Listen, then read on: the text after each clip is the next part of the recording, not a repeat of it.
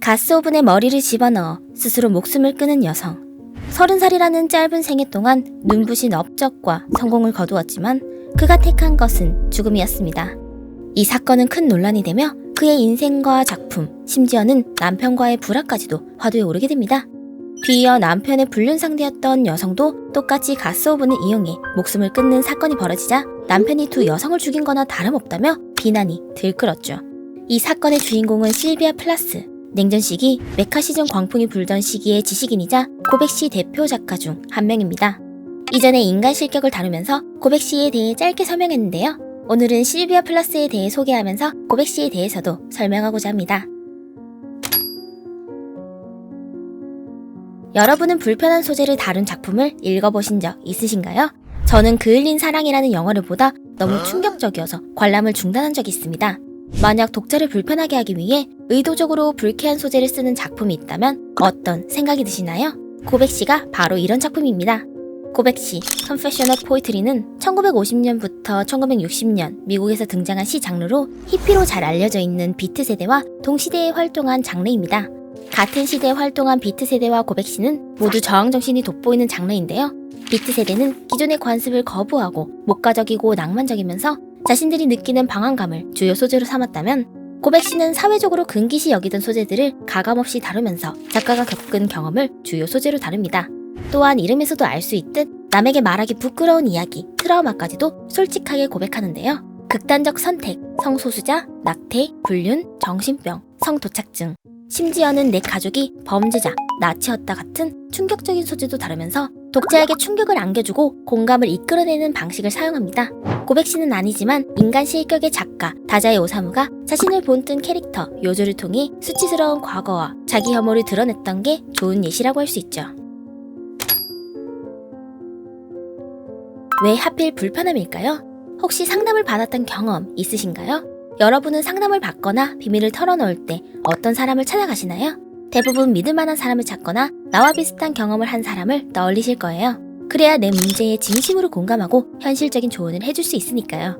고백시는 이런 점을 이용해 독자가 작품에 공감하고 적극적으로 다가오도록 유도합니다.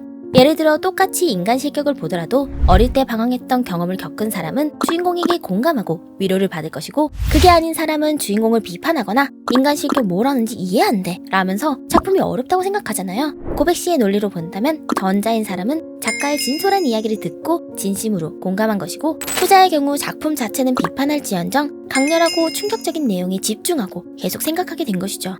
그치만 공감을 이끌어내는 데에는 여러 가지 방법이 있는데 왜 굳이 불편함을 선택했을까 하는 의문이 있을 거예요. 이건 문학의 역사에 해답이 있습니다. 문학의 흐름은 신과 왕을 다루던 신화, 서사시에서 약자, 개인, 소수의 이야기를 서술하는 방향으로 흘러왔습니다. 또한 1, 2차 세계대전이 끝나면서 사람들은 전쟁과 지배를 더 이상 낭만적으로 여기지 않게 되고 피해 현상과 트라우마에 관심을 갖게 됩니다. 이로 인해 문학의 주제 또한 전쟁과 식민지 피해자, 그리고 디아스포라라고 불리는 난민의 목소리에 초점을 맞추게 되고, 작가의 서술 또한 스스로를 뒤돌아보고 내면에 귀 기울이는 자아성찰적인 방향으로 변하게 됩니다. 고백시는 바로 이런 시대적 흐름에 따라 탄생한 문학이라고 할 수 있습니다. 실비아 플라스는 어릴 적부터 문단의 호평을 받으며 시와 소설 분야에서 큰 성공을 거둔 천재 작가입니다. 한편으로는 자살 신드롬으로도 유명한데요. 이는 플라스가 극단적 시도를 하면 작품이 대박난다는 일종의 조롱이었습니다. 플라스는 어린 나이에 아버지를 여의고 성장기 내내 극단적 시도와 입원을 반복한 상처가 있습니다. 자살 신드롬이 진실인지 아닌지는 알 수 없지만 플라스는 자신의 상처를 담은 작품을 발표하면서 그야말로 승승장구했으며 이후 남자친구이자 작가 지망생인 테드 휴즈를 문단에 소개하고 결혼에 골인하면서 성공과 사랑을 동시에 쟁취하게 됩니다. 그러나 테드 휴즈와의 결혼은 금세 파경에 이르고 남편의 불륜, 시댁과의 갈등, 심지어는 플라스를 미워하던 신의 올윈 휴즈가 테드 휴즈와 근친 관계라는 루머까지 돌면서 플라스는 정신적으로 무너지게 됩니다. 결국 두 사람은 결혼 7년 만에 별거를 선언하고 이후 플라스는 생활고에 시달리다 극단적 선택을 한 것으로 알려져 있는데요. 진짜 죽으려 한 게 아니라 자살 신드롬을 이용하려다 실수 때문에 죽었다는 설이 있습니다. 자살 신드롬이라는 말은 플라스도 잘 알고 있었습니다. 심지어는 자신의 시 레이디 라자러스에서는 성경 속 인물인 나사로에 빗대며 이를 비웃기도 했죠. 플라스는 부활을 상징하는 나사로와 목숨이 9개인 고양이에 자신을 빗대며 극단적 선택과 세상의 가십에도 자신은 여전히 살아있다고 말합니다. 하지만 그런 플라스도 자살 신드롬을 믿었던 걸까요? 생활고에 시달리던 플러스는 극단적 선택을 시도하는데요. 일부러 이 시도가 실패하도록 계획합니다. 집주인에게 의사를 불러달라고 메모를 쓴 뒤 베이비시터가 오는 시간에 맞춰 실행하는 것이죠. 하지만 운명의 장난처럼 하필 그날 베이비시터가 늦게 도착했고 집주인은 새어나간 가스에 의식을 잃어버린 탓에 모든 계획이 틀어졌고 플러스는 결국 죽게 됩니다. 실비아 플러스는 시인이지만 소설로도 큰 성공을 거두었는데요. 벨자가 바로 플러스가 쓴 소설입니다. 이 작품은 플러스의 실제 경험을 바탕으로 한 자전적 소설로 폭력적인 사회에 억눌려 파괴되어가는 여성의 이야기입니다. 작품의 첫 장에 메카시즘의 상징적 희생자인 로젠버그 부부 처형 사건을 언급하면서 부유하고 풍족하지만 동시에 비정상적인 사법처벌이 이루어지는 1950년대 미국의 기묘한 모습을 기록합니다. 메카시즘은 이전에 세일즈맨의 죽음을 다루면서 언급했던 내용인데요. 1950년에 발생한 미국 최대의 정치 스캔들로 부정부패를 일삼았던 조지프 메카시라는 상원 의원이 국회에서 쫓겨날 위기에 처하자 국무성 안에는 205명의 공산주의자가 있다라는 거짓말을 하면서 다른 정치인들을 공격한 사건입니다. 이때 정치인뿐만 아니라 군인, 지식인, 작가, 기자 등 전혀 관련 없는 사람들까지 블랙리스트에 오르거나 간첩이라는 누명을 쓰기도 했죠.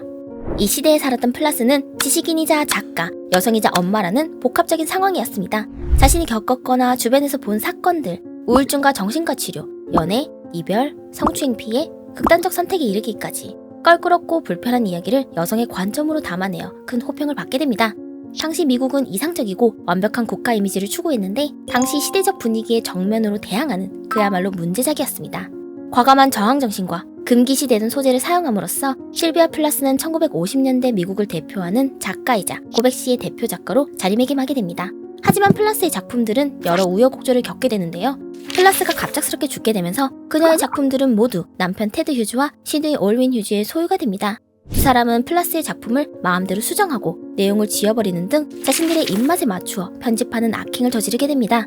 여기에는 실비아와 테드의 갈등, 부부싸움, 심지어는 테드 휴즈가 가정폭력을 저지른 내용도 있는데 테드 휴즈의 명예에 문제가 되는 작품은 모두 불태워버려서 문단계에서 큰 논란이 되었습니다. 다행히 벨자는 플러스가 살아있을 때 발표되어 편집은 면했지만 유족들이 출간을 반대하는 바람에 미국에서 잠깐 판매 중단이 되는 사건도 겪었죠.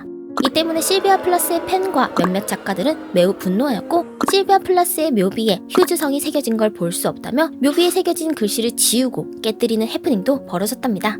고베시의 대표 작가 실비아 플러스의 이야기 재밌게 보셨나요? 다음에는 실비아 플러스의 작품으로 찾아올게요. 그럼 다음에 만나요.